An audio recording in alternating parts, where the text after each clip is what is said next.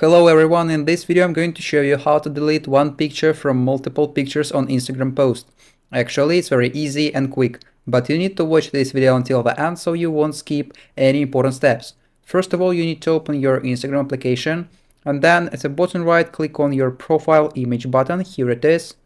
After that, you need to click on any post you want. For example, I will click on this one. And then at the top right corner, you need to click on the three dots button right up here, and then find edit button. Here it is.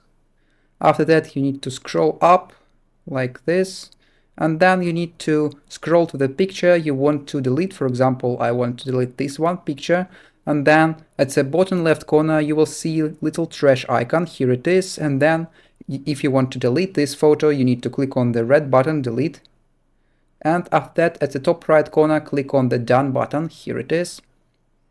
After that, as you can see, you deleted that one photo. And that's all. If you found this video useful, leave a like and subscribe to the channel. Thank you.